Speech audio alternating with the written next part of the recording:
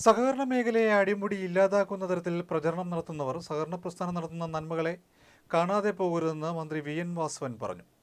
Kadakarappally service സഹകരണ ബാങ്കിന്റെ പുതിയ മന്ദിരത്തിന്റെ ഉദ്ഘാടനം നിർവഹിച്ച് സംസാരിക്കുകയായിരുന്നു മന്ത്രി.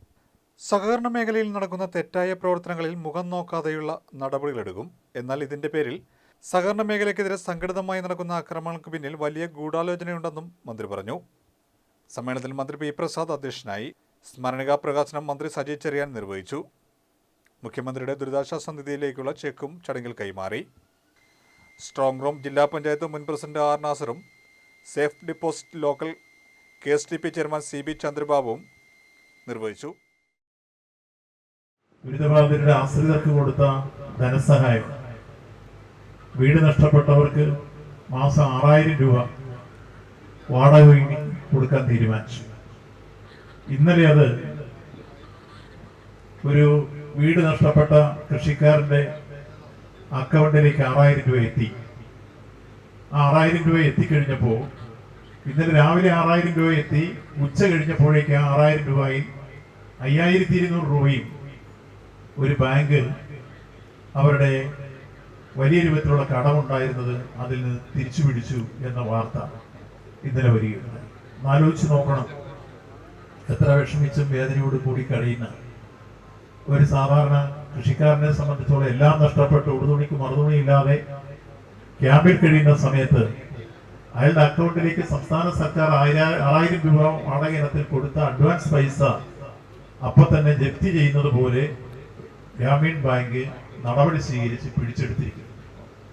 എന്നോട് ചാനലുകാർ ചോദിച്ചു അതിനെക്കുറിച്ചുള്ള അഭിപ്രായം എന്താണ്. ഞാൻ പറഞ്ഞു, മിതമായ ഭാഷയിൽ, മര്യാദ ഭാഷയിൽ പറഞ്ഞാൽ അങ്ങേയറ്റം ക്രൂരമായ സമീപനമായി പോയി എന്നാണ് ഞാൻ മറുപടി പറഞ്ഞത്.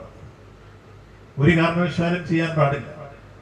അപ്പൊ സഹകരണ മേഖലയും നാഷണലൈസ്ഡ് ബാങ്കിലും ഷെഡ്യൂൾ ബാങ്കും അതായത് കൊമേഴ്സ്യൽ ബാങ്കും ഇത്തരം പ്രശ്നങ്ങളോട് എടുക്കുന്ന സമീപനം എന്താണെന്ന് ബോധ്യപ്പെടാൻ ഈ ഒരു കാര്യം എടുത്താൽ, സംസ്ഥാന ഗവൺമെന്റ് വിഷമം അനുഭവിക്കുന്നവർക്ക് 6000 രൂപ വെച്ച് വാടക വീടും അല്ലെങ്കിൽ വീടിന് വാടകയും അതോടൊപ്പം തന്നെ 300 രൂപ വെച്ച് പ്രതിദിനവും വരുമാനം ഇല്ലാത്തവർക്ക് 10000 രൂപ വെച്ചും ഒക്കെ കൊടുക്കുന്ന അത്തരം പണം ബാങ്കിൽ എത്തിയാൽ അതിൽ നിന്ന് ജപ്തി നടപടി സ്വീകരിക്കുന്ന രൂപത്തിലേക്ക് മറ്റ് കൊമേഴ്സ്യൽ ബാങ്കും നാഷണലൈസ്ഡ് ബാങ്കും എല്ലാം വരുമ്പോൾ മനസ്സിലാക്കേണ്ടത്, സഹകരണ ബാങ്കുകൾ ഇത്തരം കാര്യങ്ങളിൽ എടുക്കുന്ന സമീപനം, ഒന്ന് ദുരന്തമുണ്ടാകുമ്പോൾ അത് ഏതു തരത്തിലുള്ളതായിരുന്നു, അത് വെള്ളപ്പൊക്കമാകട്ടെ, കോവിഡ് ആവട്ടെ, ഓക്കി ആവട്ടെ, മറ്റ് ഇതുപോലുള്ള പ്രകൃതി ദുരന്തങ്ങളാവട്ടെ, ഈ സന്ദർഭങ്ങളിലെല്ലാം ഒന്ന് കാർഷിക ഇടങ്ങൾക്കൊന്നുകിൽ മൊറട്ടോറിയം പ്രഖ്യാപിച്ചോ അതല്ലെങ്കിൽ മറ്റു രൂപത്തിൽ സഹായിച്ചോ ഇതേപോലെ എഴുതിത്തള്ളുന്ന രൂപത്തിൽ നടപടി സ്വീകരിച്ചോ ഒക്കെ സഹായിക്കുമ്പോൾ